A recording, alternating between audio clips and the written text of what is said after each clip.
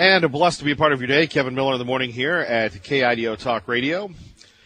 Do want to remind you that we're giving away tickets to see Dennis Miller, and that will be coming up between now and 7:20. Your chance to see Dennis Miller just by listening to us. When you hear Dennis Miller, say, I listen to Kevin Miller, be caller 10 at 580-5436, 580-KIDO. Joining us now from Numbers USA, Chris Chomensky. Chris, good to have you with us. Hello, Chris. Good morning. Thank you. Let's take a look at just some of the issues going on here when we're talking about Numbers USA and this big caravan and the president doing something that none of his predecessors have done before. Yeah, and it's not the first time you're referring to Trump ordering the National Guard down to the border, and both Presidents Bush and Obama sent the National Guard down to the border, but they always did it reactively, not proactively. So it was usually after a flood of folks came across the border. So Trump caught wind of this caravan making its way across Mexico, coming from Central America, and said, I'm not going to let it happen. Or I'm going to try to do everything I can to stop it. So yesterday he officially ordered the National Guard down to the border. Now they can't help with actual border security. That's for Border Patrol. They're the only ones that have that particular role. But what they can do is they can help fill all the support jobs that also Border Patrol is responsible for, so it frees up more agents to secure the border, and we'll see what happens. This is kind of uncharted waters we're wading into. We've never seen a president try to stop folks from coming in before they get here. Usually, again, as I said, we've seen the past administrations react after a flood of folks came across the border illegally. Who's behind this caravan? Well, there's a few open border groups that have taken credit for it, and these are just international groups that just simply philosophically don't believe in borders and support the free movement of people. So they just think that they have zero respect for U.S. immigration laws, although interestingly, they are, for the most part, they're taking advantage of Mexican immigration law. There's actually a visa that you can get in Mexico or Central Americans, or for that matter, folks from other countries that want to just pass through the country and traverse to the United States, cross the U.S.-Mexico border. So they actually provide a short-term visa for folks who want to make their way to the United States. It's kind of fascinating. So that's why a lot of these folks are not getting, the Mexican government is not cracking down on them, because a lot of them are actually moving through Mexico legally. But these groups, as I said, they just have zero respect for U.S. immigration law, but more importantly, they know what the loopholes are. So they're trying to take advantage of that, and they simply believe that just because the United States has borders, that we have they just don't believe that we should have the ability to protect our border. They don't believe in national sovereignty. And you have a lot of people in this country. This final question here at KIDO Talk Radio. What would you like to be seen done to keep America safe? There's a lot of talk, obviously, about building a wall, and improving border infrastructure is definitely important for protecting national security from a national security standpoint. But in order to prevent these flows of folks coming in, there's a couple things that Congress needs to do. First, they need to turn off the jobs magnet by mandating all businesses to use E-Verify. That will prevent illegal workers from getting jobs in the United States and shut down a lot of these flows. But the second thing is a lot of these folks are just taking advantage of loopholes within our asylum law.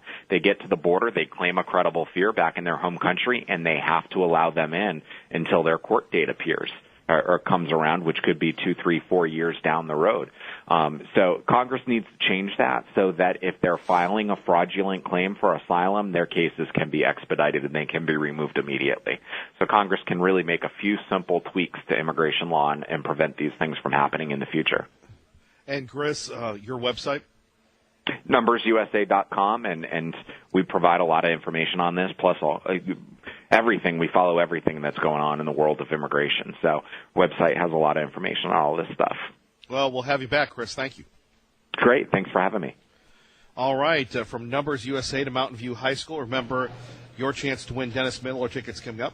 Jason Mariah joining us here, history teacher. Sir, thank you for joining us. Thank you for having me, Kevin. What's going on right now as we get ready for the start of the day in your mind here? You're already in the zone, it seems. In my mind, well, I've got about 100 kids I'm going to see today. And today we actually have some Vietnam vets from the Idaho Military Museum here that are going to share parts of their experience.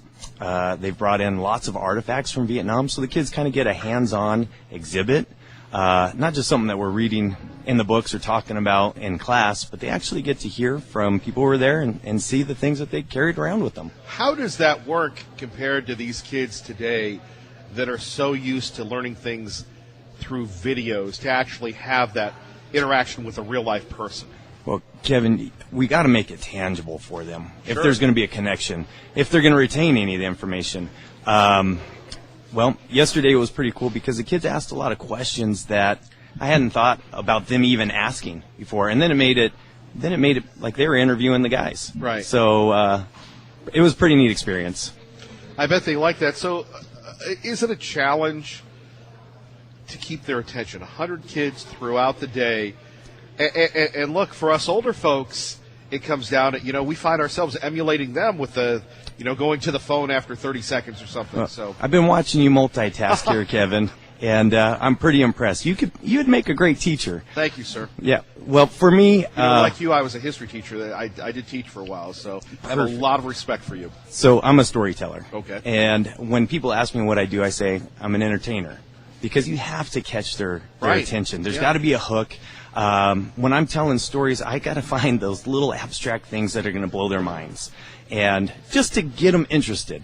And then, well, if I can share my passion with them, then it's something that they may become interested in. Well, let's talk about selling history because, Uh-huh. again, we live in this digital world and this, that, and the other. Going back to, let's say, the French and Indian War or Absolutely. the wars in Europe, how do you do that? So for me, I try to use a lot of multimedia, whether it's PowerPoints where I embed videos, whether it's I have the kids find videos to bring in for me, and then we can break them down. Are these historically accurate based on what we've read? Let's pick them apart. Right. And then it helps them to realize that maybe not everything that they find on the web is reliable, and but it puts more of the learning into their court instead of me spoon feeding. Sure. Jason Mariah joining us here, Kevin Miller in the morning at KIDO Talk Radio from Mountain View High School. Getting back to that, though, critical thinking. Yes. How important is that for you to help them develop that? Well, Kevin, I'm very fortunate in the courses that I'm teaching. I have all concurrent credit classes. So my kids they've signed up for college credits. And so the academic rigor in my classroom is a little higher than what you might find in the other classrooms that you might go into. Just a little bit. Sure. So one of the things that I really try to do is to partner up with the local community colleges, find out what standards and expectations they have for them. So that way, when these kids do graduate from Mountain View, they've already got a taste of, the things that are going to be expected for them when they go on. Right. They're going to know how to research. They're going to know how to hopefully articulate well their thoughts. Sure. And to defend them with good argument. Why education for you? You know what? I was a military guy. I wasn't born in education. Sure. Towards the end of my career in the service, it was clear I had to go a different route. I had some problems with my hands, so I couldn't do what I was doing when I was in the service. And I had always had really good history teachers that told stories. I'm a storyteller. And that kind of, thinking about it, I was like, gosh, I like working with the youth. I was a sports guy growing up. Some of the most influential people in my lives were coaches and history teachers. And then the typical coach history teacher, right? And, sorry about that. No, we love the element. That's fine. So when I was thinking about what I was going to do when I got out of the service, I said, I'm going to go back to school. I'm going to study history because I've always loved it. And I had started coaching, and it just kind of worked its way into a teaching career. So. Finally, all those great teachers and coaches that influenced your life, how humble is it for you to walk in their footsteps and for one day kids here at Mountain View will be thinking of you, hopefully, in that same light. Extremely. I have kids right now that are asking me when they finish college, can they come back and student teach in my classroom? Right. And it blows my mind that I've had that kind of impact on kids. So it's humbling. I'm very proud.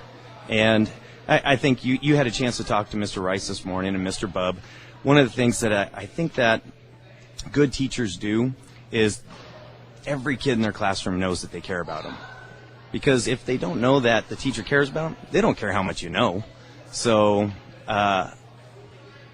it gives me a great sense of pride that I'm at least touching kids, right? Especially at that impressionable age.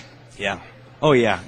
Sometimes here in the high school, kids share more with me than I want to know. Right. And so when that does occur, you know what? I give them the advice I would give my daughter. My daughter's a sophomore here at Mountain View.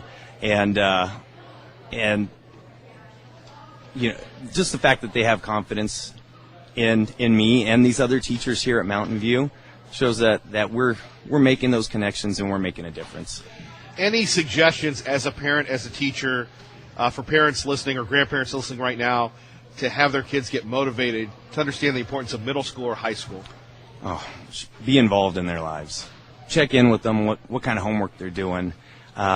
Because, you know, with certain groups of kids, there's such an apathy to this process of learning. I tell the kids that they can get a quality education anywhere, but they have to actively pursue it. And right now we're competing with so many things. You mentioned the on their devices all the time. Sure. Right? And the more we can do at home as parents, as grandparents, as guardians, to engage our kids. Instead of saying, how was your day? Because the typical response is going to be fine. Right? Hey, what was the coolest thing you learned today? You know, what was the weirdest thing you learned today? Just engage in what the kids are learning and what they're doing.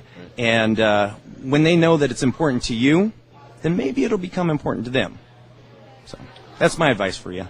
Mr. Mariah, thank you, sir. Oh, thank you, Kevin. I know you've got a busy day and you got to hang out with the kids, so thank you. Really appreciate it. Thank you for your service and thank you for being an educator. It's my pleasure. You take care, Kevin. You too, sir. You're listening to Kevin Miller on KIDO Talk Radio. Hi, this is Dennis Miller. When I'm in the area, I listen to Kevin Miller on KIDO Radio. You know, it's so good to be back in the schools. We've got a huge schedule for you. A lot of great schools. Want to thank Columbia for being our first school, Mountain View for being our second. We've gotten a slow start to the school year, but it picks up now. Big ups to my man, George, who continues to not only schedule these, but he's here with us. We appreciate that. Ray Amaya back at the flagship 580 KIDO and our affiliate 107.5. I don't know. There's just something good about getting out, and we love being out. We love thanking you for listening. So a lot going on today. Let's take a look at some of your headlines here at KIDO Talk Radio. More than 1 million undocumented immigrants have received California's driver's licenses. My goodness. Now, all of a sudden, as you just heard from our friends from Numbers USA, Mexico giving the caravan transit visas.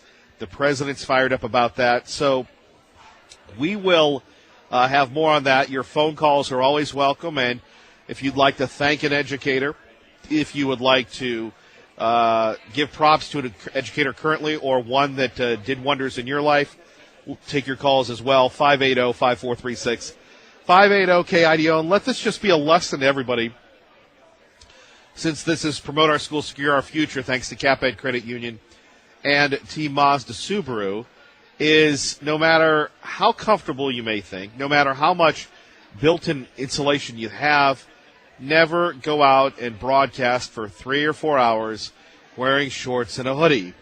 Eventually, like a week later, you will get the cold, which is what I'm dealing with. So because of my own stupidity, you have to suffer with this. Or maybe the voice gets a little deeper this morning, but thank you, and just watch that when you're out and about, especially with the weather, how it's changing. Coming up, you'll hear from Larry Gebert with the latest from Channel 7.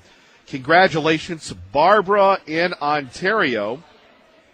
She won the tickets to see Dennis Miller Now, if you're just waking up and your commute is like, well, look, if you're coming from Canyon County, if you're coming from Meridian, it's, 40 minutes now? Remember the quaint days when it used to be 20 minutes? Not anymore, true believer. So, between now and, I'd say 7:50, we're going to give away another pair of tickets to see Dennis Miller. And you're going, Dennis Miller, yeah. He's at the Morrison Center Saturday, and all you have to do is be caller 10 when you hear Dennis Miller say, my show in town is Kevin Miller. Now, there's no relation, and if you'd like to hear our interview with Dennis, you can go to KIDOTalkRadio.com and check that out as well. And remember, we are in the Kevin Miller Cash Code time of year. Coming up at 8:05, your chance to get another code 2, and at 3:05 today with the great American Sean Hannity. Let's go to R&R, who's been very patient. He's holding now with Kevin Miller at KIDO Talk Radio from Mountain View High School. Good morning, R&R. Oh, so honored, King Millie. For real. Okay, listen. I just love College Bound. I'll match my Vita, VITAE, anytime with anybody, including Mr. Russell Folger.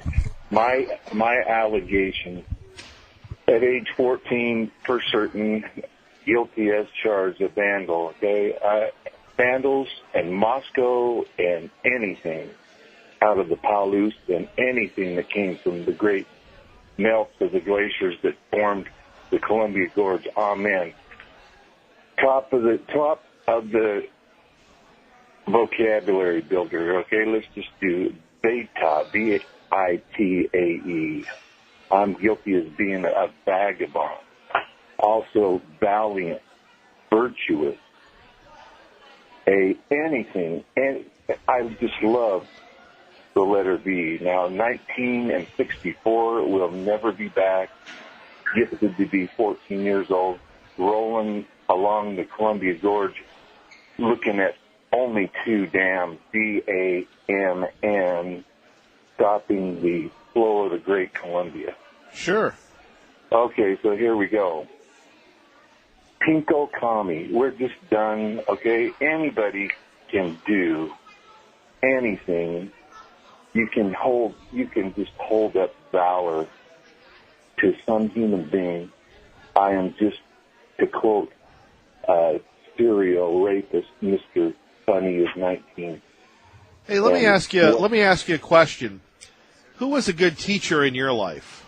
19 and 67. Mr. Spitzmaster. Literally, Spitzmaster would take us at 11 o'clock, 10 to 11 o'clock at night with a telescope and look into the beautiful skies in a dark region of an unknown area known as Multnomah Falls. Oh, and after all these years, you still remember him. R&R, thank you for the call. Traffic and weather together. Joined by our friend Pro Life with Kevin Miller at KIDO Talk Radio. Good morning, sir. Yeah, the numbers guy, he was saying that...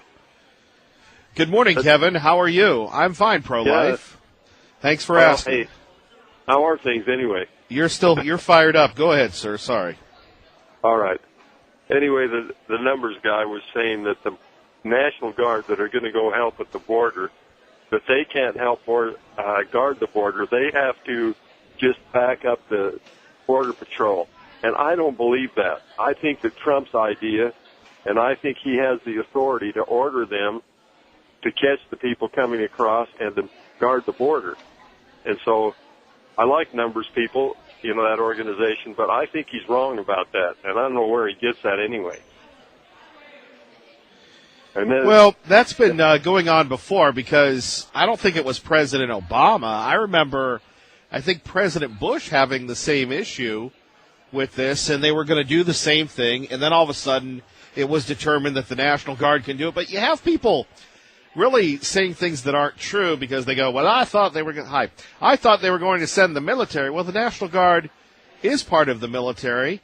It's part of a thing called Total Force Service, which happened years ago. Now, in your time, dear friend, You had you had the active duty, you had the reserves, and you had the Guard.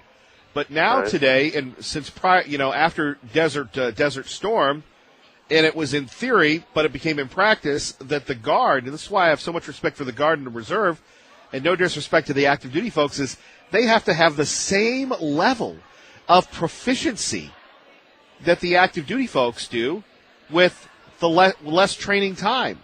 So when people say, well, I thought he was talking about that's the military. Yeah, I know. I think that President Trump is going to have them guard the border, and somebody's going to probably try to take him to court, and some governors are going to say, well, our National Guard can't go, and it's going to be see who really has the authority to do things, and the Senate, the student Senate up there at Idaho, they don't have the ability to fire the athletic director. That's the board of directors and the president of the university. They can maybe make some kind of a recommendation, and so the news people are not saying that right either. That's a recommendation. That's all what they're going to come up with. So I've got. Well, what do you think of Dr. Spear? Is it time for him to go?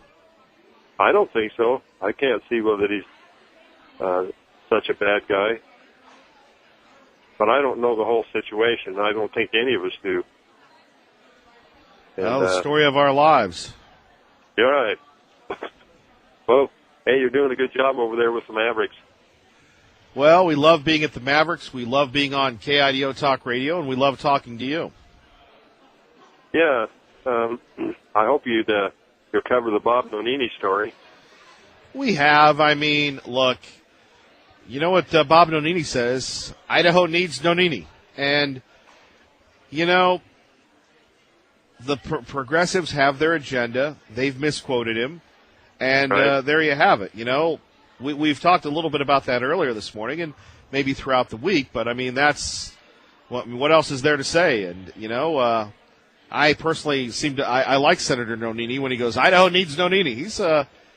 He's a straightforward guy. Never a dull moment with him. No, I didn't know who to recommend for a Republican lieutenant governor, but I'm for Nonini. He's a good guy. Oh, pro-life endorses Nonini. Well, thank you, sir. All right. Catch you later. Take care. Thank you.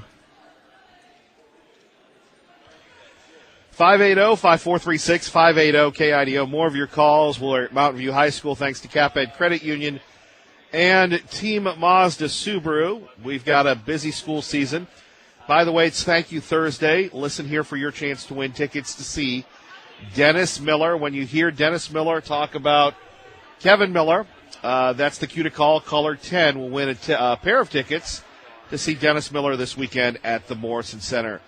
More of your phone calls next, plus more from Mountain View High School, the state's largest high school, right here with Kevin Miller on KIDO Talk Radio. Good morning, Maggie. And don't forget your chance to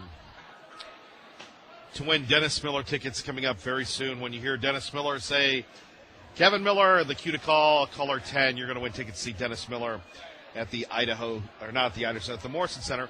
Heather Fisher joins us now, student council advisor. She runs the school store, involved with activities. A lot of things going on here. Thank you very much for your hospitality. So what do you do here?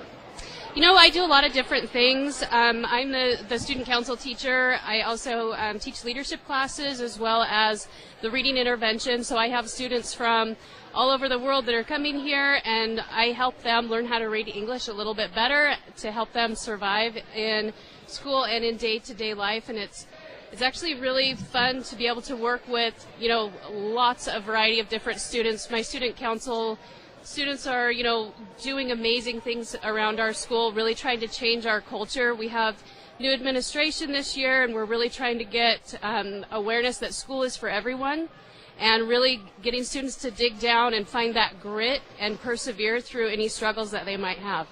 Well, how is that? Because usually we just hear about the good things and everything else, but the challenges, like leadership, for those of us that, listen to KIDO Talk Radio, we're paid and unpaid skeptics. So What's the curriculum with leadership? What does that entail, ma'am? You know, it's really a lot of hands-on. I tell many of my coworkers it's like herding cats on a day-to-day basis because we have so many different projects that we're working on. So not only are we trying to include all students and improve culture here at the school, we're trying to make sure that we're supporting all of our different groups. We do a lot of appreciations for staff, custodians. We do appreciations for bus drivers as well as our cafeteria workers.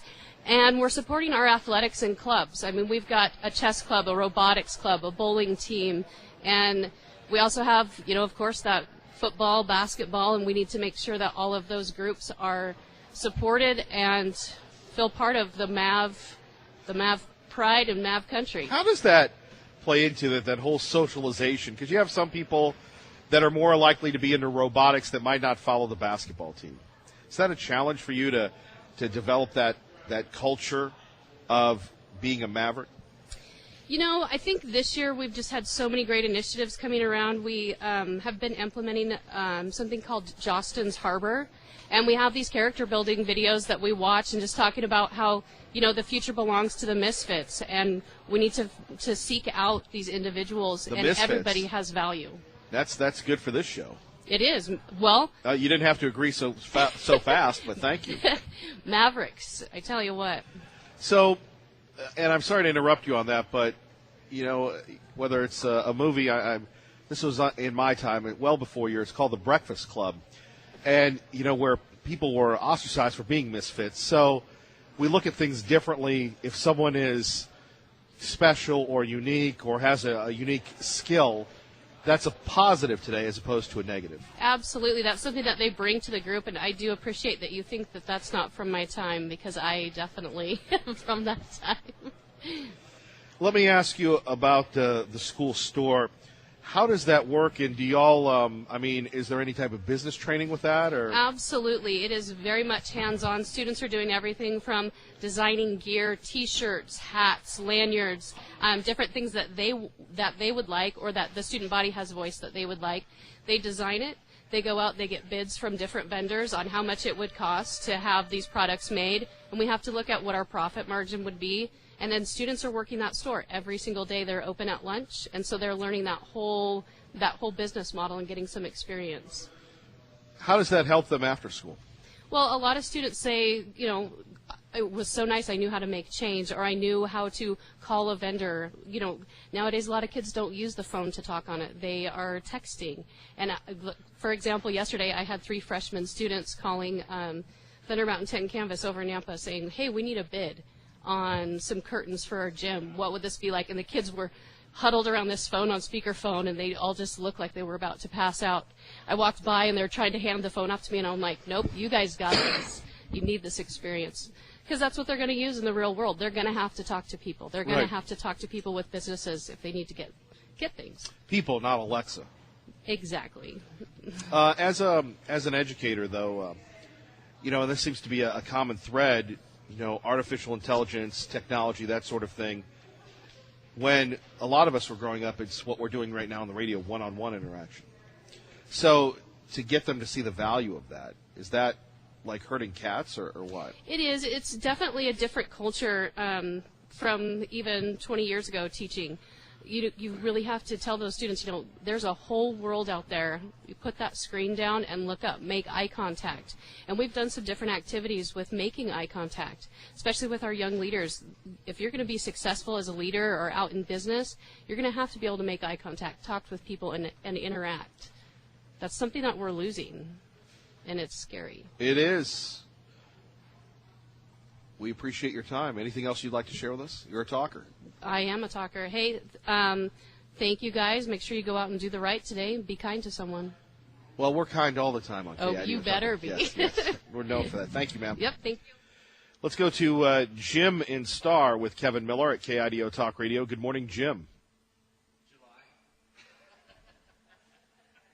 Sharp crew over there. I'm sorry. Go ahead, Jim.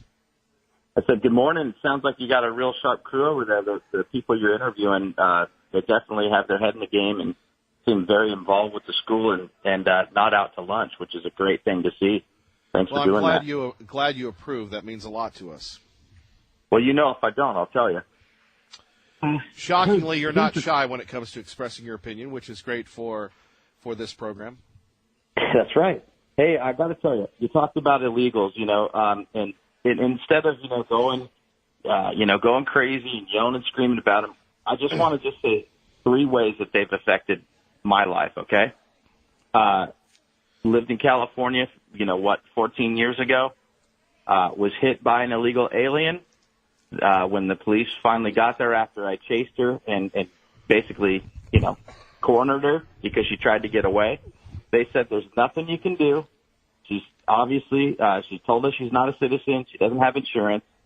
It's very disappointing, Kevin, to have a nice vehicle that you paid a lot of money for and have it get smashed up by someone who has absolutely no way to pay, and they don't have to play by the rules we do and have expensive insurance.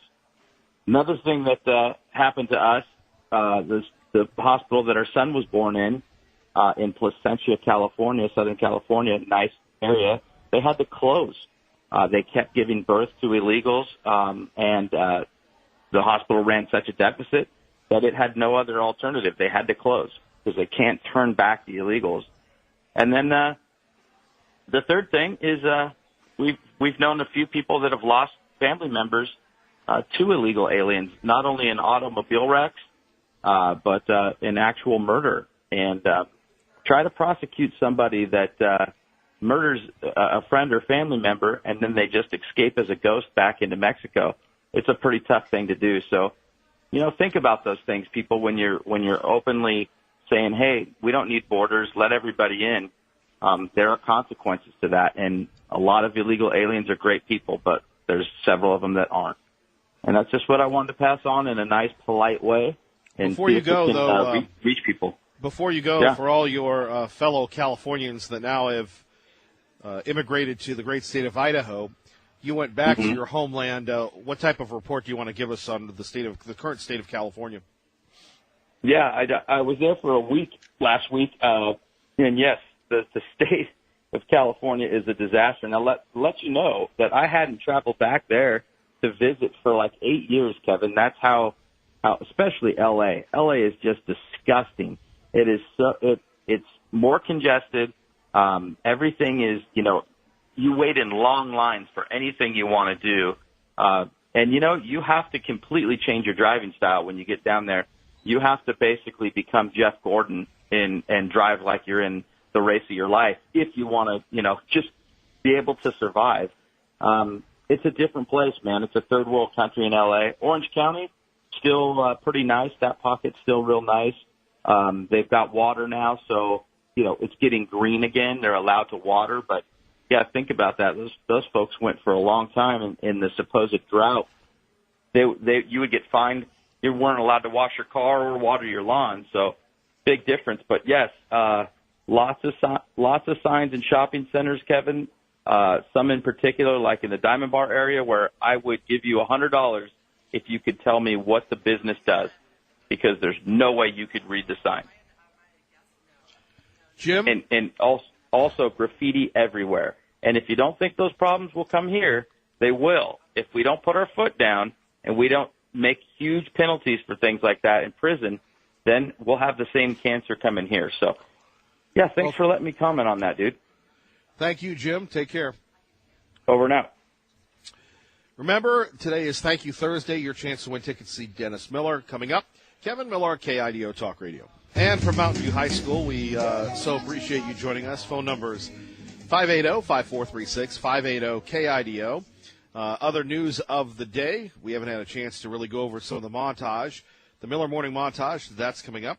Of course, your chance to win more tickets to see Dennis Miller. We had a young lady come in and said, hey, I'm here to win the tickets. And I go, well, you got to listen to win. So coming up next hour, caller 10 at 580-5436, 580-KIDO, your chance to win tickets. And don't forget, this is the spring season of Win Kevin Miller's Cash on KIDO Talk Radio. So we're going to have another Kevin Miller cash code word, and that'll be at 8:05, and then listen at 3:05, 3 times a day, 6:05, 8:05, and 3:05 with our great friend Sean Hannity.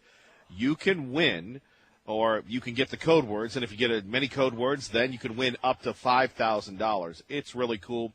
I hope you continue to listen and check that out.